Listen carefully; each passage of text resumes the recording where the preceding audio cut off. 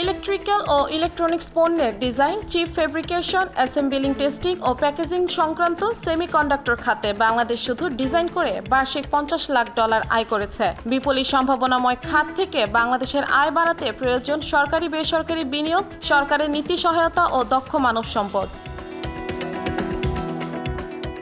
15 May Dhaka chamber of commerce and ইন্ডাস্ট্রির আয়োজিত বাংলাদেশে সেমিকন্ডাক্টর শিল্প খাতের সম্ভাবনা শীর্ষক সেমিনারে বক্তাদের বক্তব্যে এসব তথ্য উঠে আসে। সেমিনারের প্রধান অতিথি ছিলেন ডাক, টেলিযোগাযোগ ও তথ্য প্রযুক্তি মন্ত্রণালয়ের প্রতিমন্ত্রী জুনায়েদ আহমেদ পলক।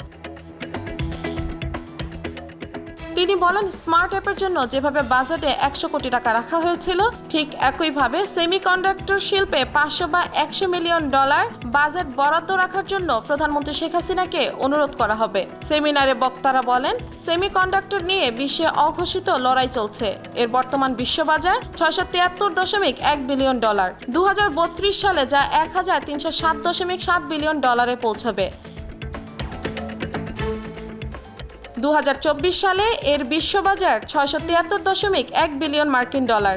একইভাবে 2026 সালে হবে 822.3, 2028 সালে হবে 932.2, 2030 সালে $1093.1 বিলিয়ন বাজার হবে।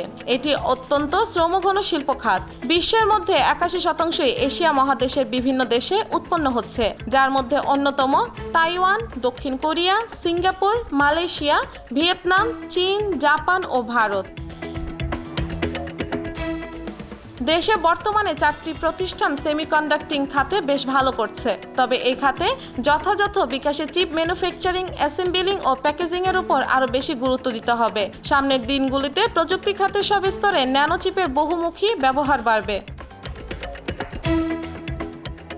10টি বিশ্ববিদ্যালয়ে টেকনিক্যাল হাব স্থাপন করা হচ্ছে, যেগুলো দক্ষ জনবল তৈরিতে ভূমিকা রাখবে। পদ্মা সেতুর ওপারে শিবচরে প্রায় 70 একর জমিতে Sheikh Hasina institute of frontier technology নামের ইনস্টিটিউটটি স্থাপন করা হবে, যেখানে তথ্য প্রযুক্তি খাতে তরুণ জনগোষ্ঠীকে প্রশিক্ষণের মাধ্যমে দক্ষ করে গড়ে তোলা হবে, যারা অর্থনীতিতে বড় অবদান রাখতে সক্ষম হবে।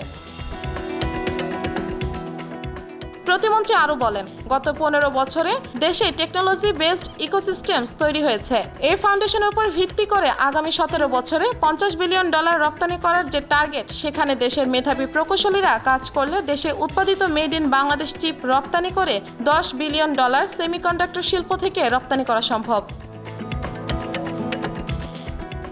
দেশে 94টি হাইটেক পার্ক স্থাপন করা হবে, যার মধ্যে 21টির নির্মাণ কাজ প্রায় শেষ হয়েছে। কেউ যদি এই খাতের জন্য জায়গা চায়, তাহলে তাদের ঢাকা, সিলেট, রাজশাহী ও যশোরের হাইটেক পার্কগুলোতে শিল্প স্থাপনের জন্য জমি ও প্রয়োজনীয় সুবিধা দেওয়া হবে।